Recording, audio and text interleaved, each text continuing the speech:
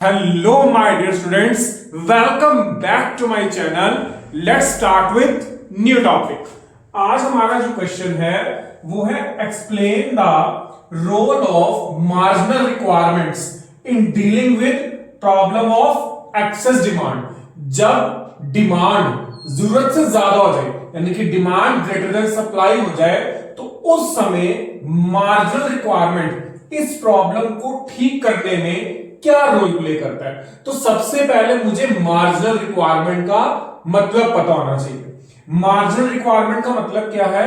कह रहा है कोई भी गुड्स या प्रॉपर्टी, कोई भी वस्तु या मेरी संपत्ति, जैसे शेयर, घर, कार, इन सबको खरीदने के लिए बैंक से जब लोन लेते हैं, लोन लेते समय जो भी खरीदार है, खरीदार कौन? जिसने चीज को खरीदना है, खरीदार को टोटल अमाउंट का एक हिस्सा पहले खुद से बैंक वालों को देना जरूरी है।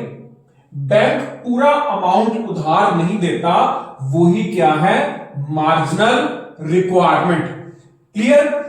फॉर एग्जांपल, शेयर परचेज करना है, उसका प्राइस है 1 लाख और 40% क्या है? Marginal requirement. अब ये क्लियर कर दूं, जो मार्जिनल रिक्वायरमेंट है वो हमारी डिसाइड करती है RBI, reserve bank of India. लिखा गया डिसाइडेड बाय आरबीआई। तो 40% पहले मुझे खुद देना पड़ेगा अपनी जेब से, तब मुझे 60% जो लोन है बैंक से उधार मिलेगा। यानी कि अपना पैसा 4000 और बैंक से लोन 6000, और ये डिसाइड कौन करता है? Reserve bank of India. ये देना जरूरी है, तभी बैंक लोन देगा। ये तो क्लियर हो गया हमें मार्जिनल रिक्वायरमेंट। अब ये डील कैसे करता है?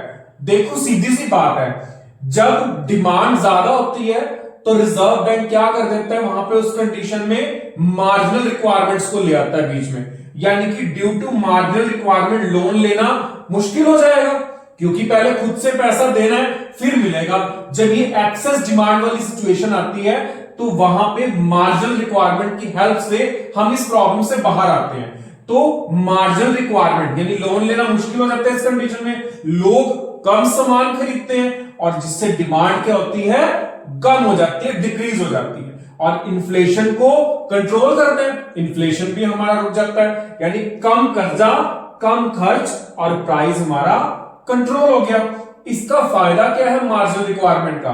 कह रहे हैं अननेसेसरी लोन पर कंट्रोल, यानी कि बिना मतलब कि जो हमने उधार ले रखे हैं उनके ऊपर नियंत्रण लगाना, महंगाई को स्टेबल करके रखना, और हमारी अर्थव्यवस्था यानी कि जो इकोनॉमी है उसके अंदर स्टेबिलिटी लेके आना। आई होप कि आपको अच्छे से क्लियर हो गया होगा कि मार्जिनल रिक्वायरमेंट क्या है। कोई भी इस तरह का क्वेश्चन आता है उसके अंदर सबसे पहले बेसिक चीज को क्लियर करना जरूरी है। जब तक बेसिक कॉन्सेप्ट नहीं क्लियर होगा तब तक अगली चीज हमें समझ नहीं आएगी। अब मेन यहां पे मार्जिनल रिक्वायरमेंट था और उसी को लेके पूछा था कि वो एक्सेस डिमांड की प्रॉब्लम को कैसे सॉल्व करेगा। एक्सेस से तो पता लग ही रहा है कि डिमांड जरूरत से ज्यादा है। आई होप कि आपको सब क्लियर हो गया होगा।